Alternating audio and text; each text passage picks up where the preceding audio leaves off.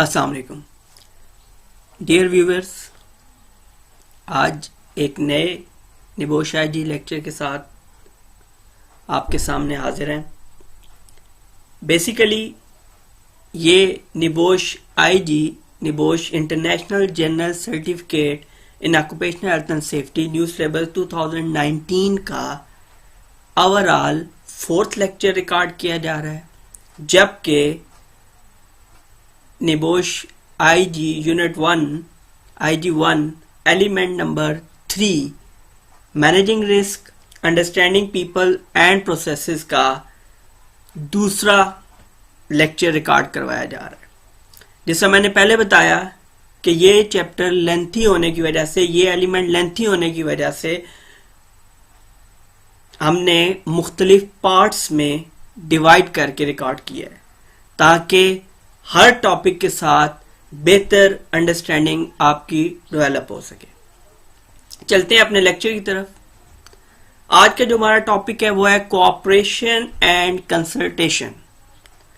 एक employer responsible है इसके लिए भी कि वो वर्कर्स के साथ बाहमी ताउन के साथ और मुशावरत के साथ काम करे। ये दोनों बातें उसको article number 12, article number 20 C155 ILO की तरफ से पाबंद करती हैं कि वो हर वर्कर के साथ, हर एम्प्लॉय के साथ कंसल्टेशन करे, कोऑपरेट करे और उन्हें जितनी भी चेंजेस हैं उनके बारे में इन्फॉर्म करे। अब कोऑपरेशन एंड कंसल्टेशन में पहले कंसल्टिंग है क्या? Two way exchange of information and opinion between the employer and employ. इसके अंदर दो तरफा जो इंफॉर्मेशन है उसका तबादले ख्याल होगा। ऐसा नहीं कि जस्ट एम्प्लॉयर इन्फॉर्म कर देगा और एम्प्लॉय सुन के बस कर देगा, तो एम्प्लॉय उसके ऊपर जवाब भी देगा, अपनी राय भी देगा।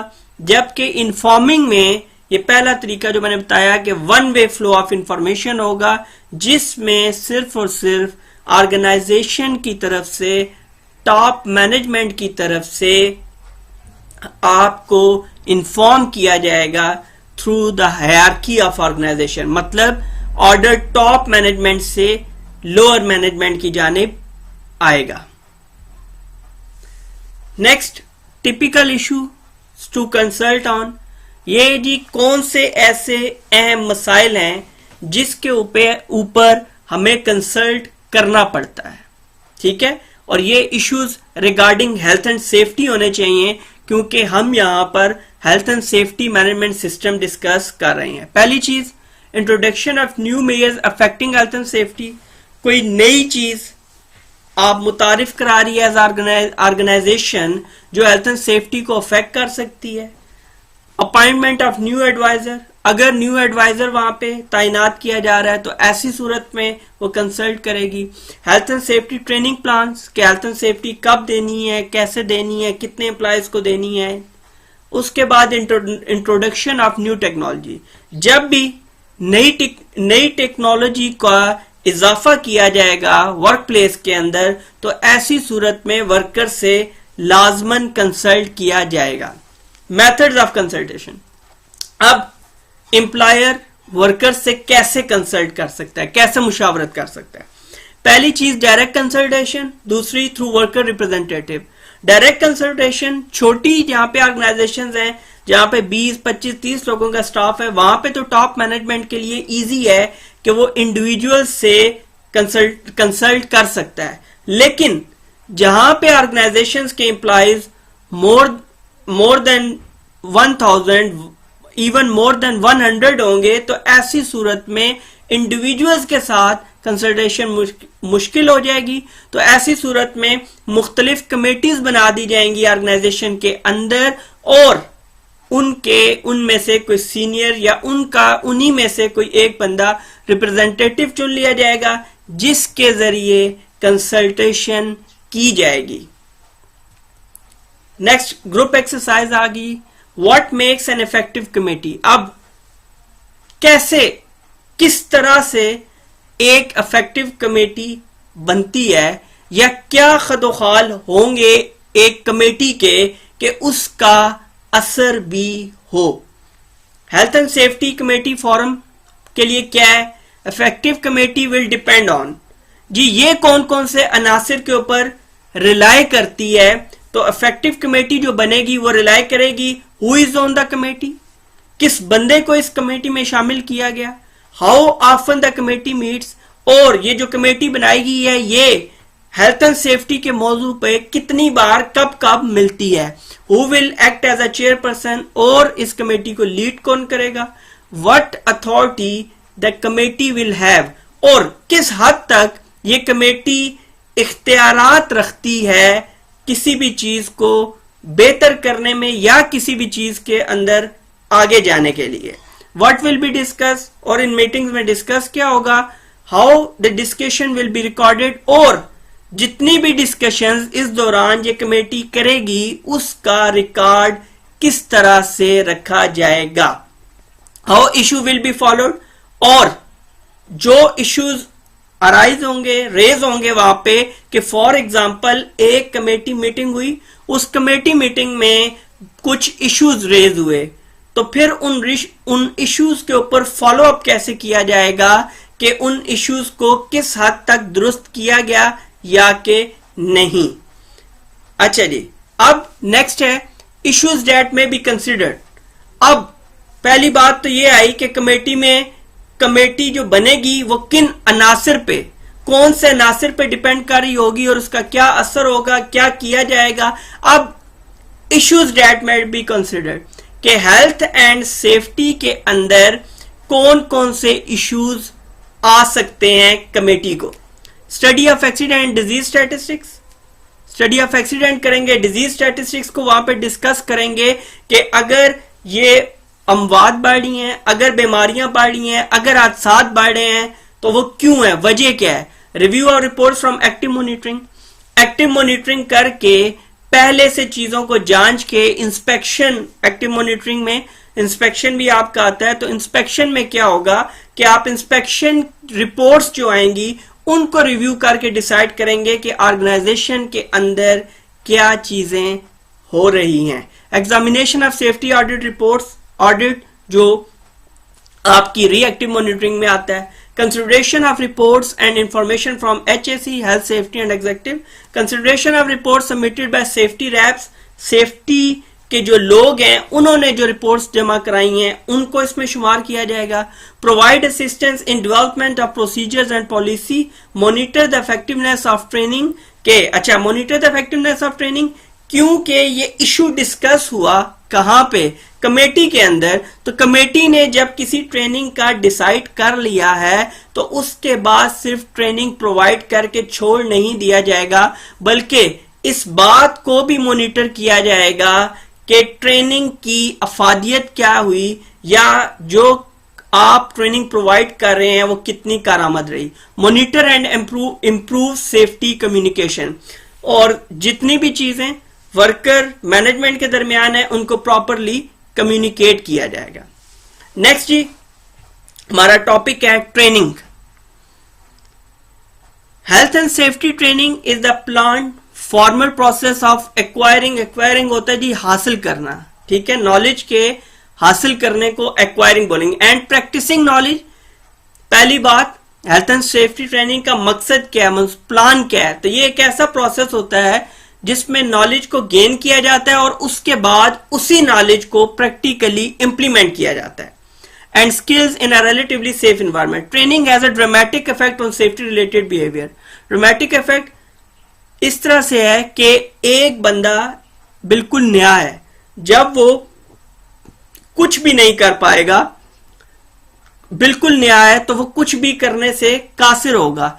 ऐसी सूरत में जब उसको तरबियत दे दी जाएगी तो वो उसका जो सेफ्टी रिलेटेड बिहेवियर होगा वो बहुत ज्यादा बेहतर होगा। Without training workers try to do their jobs by copying other, जब ट्रेनिंग नहीं मिलेगी तो वो आए हैं, उनको ट्रेनिंग नहीं मिली, उन्होंने क्या करना है, उन्होंने दाएं बाएं देखना है दूसरा क्या कर रहा है और उसी तरह से वो स्टार्ट कर लेंगे। ये इसी तरह ही है, जैसे कॉमन एग्जांपल है, एक बंदा एग्जाम की प्रिपरेशन नहीं करता, जब वो एग्जाम हॉल में पहुंचता है तो वो क्या करता है, वो एग्जाम हॉल में पहुंच के दाएं बाएं एक दूसरे को देखता है, छेड़खानी करता है और उनसे कॉपी करने की कोशिश करता है एग्जाम को। इसी तरह अगर एक वर्कर को आप वर्क प्लेस में छोड़ देंगे विदाउट ट्रेनिंग, तो वो क्या करेगा, वो दूसरों को कॉपी करेगा। अब दूसरा गलत कर रहे हैं या सही कर रहे हैं ये एक अलग डिस्कशन है, लेकिन वो दूसरों को कॉपी करेगा, उसको एसओपीज का नहीं पता होगा, तो ऐसी सूरत में वो प्रॉब्लम क्रिएट कर सकता है।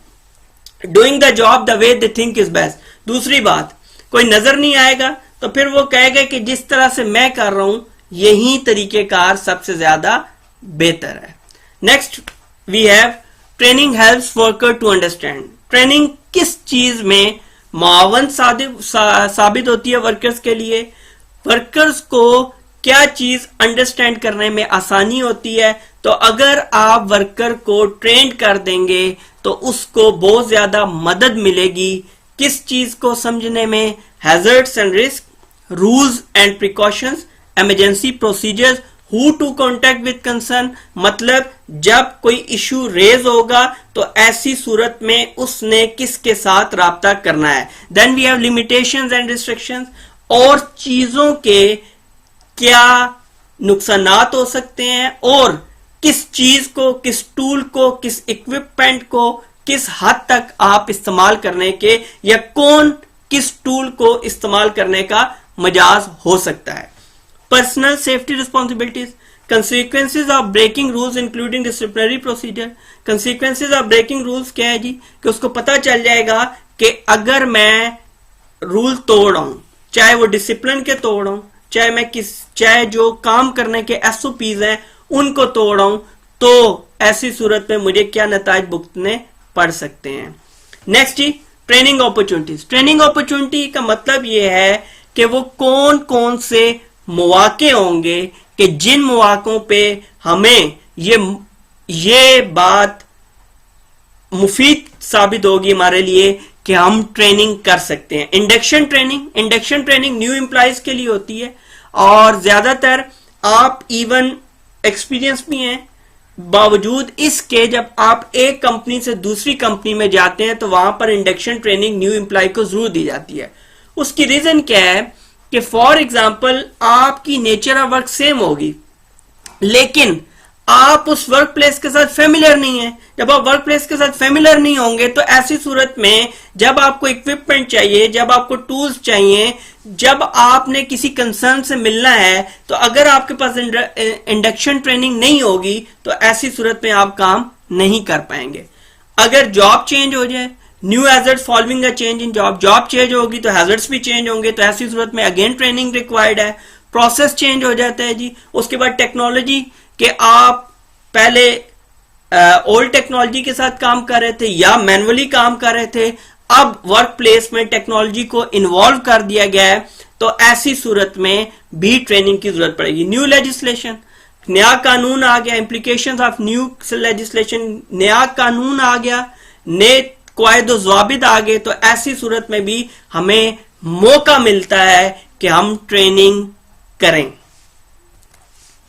नेक्स्ट जी, इंडक्शन ट्रेनिंग में क्या होगा, इंडक्शन ट्रेनिंग में क्या होगा और इंडक्शन ट्रेनिंग में क्या क्या चीजें सिखाई जाएंगी या बतलाई जाएंगी। इंडक्शन ट्रेनिंग में हमारे पास है health and safety policy, emergency procedures, first aid, specific site hazards and control, welfare facilities क्या है, safe movement, accident and incident reporting, then consultation arrangement, safety rules, personal protective equipment, कैसे personal protective equipment उनको प्रोवाइड किया जाएगा, क्या क्या मिलेगा, कैसे मिलेगा, कब कब क्या क्या पहन के रखना है और कैसे पहनना है, और इनके साथ इनको टेम्पर नहीं करना है, इनके साथ छेड़खानी नहीं करनी जी। Safe working and permits, risk assessment, responsibilities of individuals and disciplinary procedure. अच्छा, ये जो पार्ट है हमारा, ये आज यहाँ पे फिनिश होगा। ये मेरे बाकी इसके लेक्चर्स की निस्बत बहुत ज्यादा छोटा पार्ट है, लेकिन इशू ये है कि इससे अगला जो टॉपिक हमारे पास आ रहा है वो लेंथी भी है और उसको हम इसके साथ मर्ज अप करके कंटिन्यू नहीं कर सकते। इसलिए आपने करना क्या है कि आप कनेक्टेड रहेंगे, इसी चैनल के थ्रू कनेक्टेड रहेंगे मेरे साथ। जैसे ही अगले पार्ट की वीडियो या लेक्चर अपलोड होगा, फौरन से आपको नोटिफिकेशन आ जाएगा और उस नोटिफिकेशन को खोलते हुए आपके पास मेरा अगला लेक्चर जो है, इसका अगला टॉपिक जो है वो मौजूद होगा। अब तक के लिए अल्लाह हाफिज, और मजीद किसी लेक्चर में जल्दी आपसे मुलाकात होती है। अल्लाह हाफिज जी।